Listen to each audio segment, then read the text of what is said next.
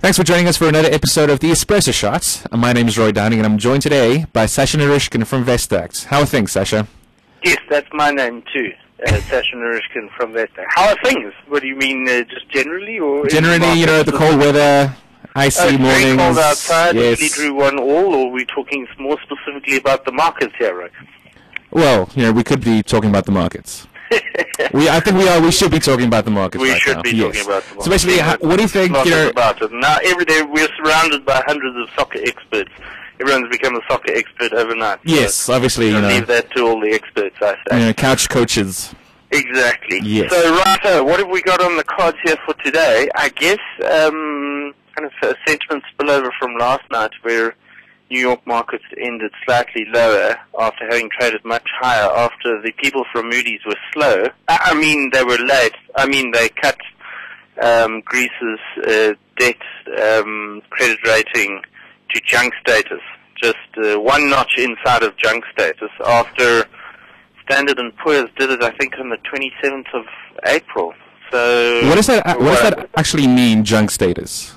Well, what it means is it's, in their opinion, Greece's ability to be able to... Greece's debt comes with a health warning. So what it basically means is that, in their opinion, as a credit rating agency, you're paid by investors in order to be able to rate the health of a country. In this case, a sovereign debt, so Greece's government's ability to be able to repay back their debt holders.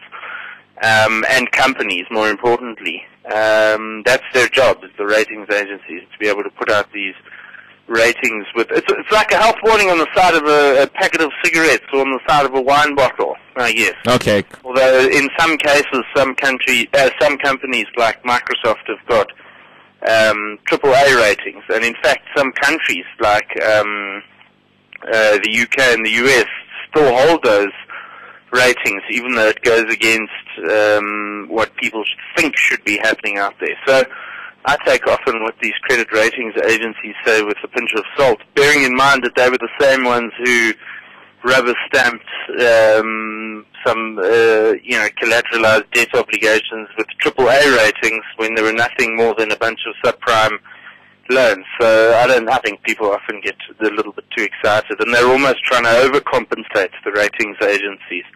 But that's just my take on it. But markets this morning, after having started lower, we're about to creep into the green here, as there was a UK CPI reading that was slightly better than anticipated.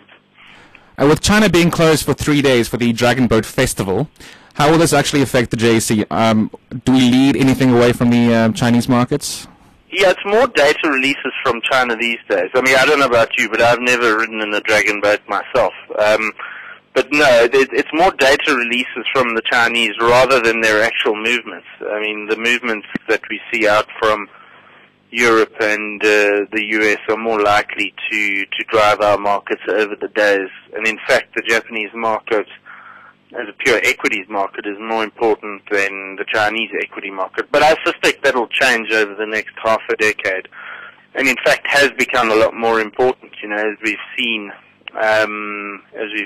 the moves in the Chinese market impact on ours. But just for the record, that's one of the worst performing equity markets this year, is the Chinese market. So to say we take our lead from them, we probably just from a data release point of view, you know, where we have a look at both their inflation numbers as well as their factory output numbers, and not even internal retail sales yet. But those will become more important over time. Thank you very much, Sasha Naryshkine. That's fun. And we will see you again soon. Okay.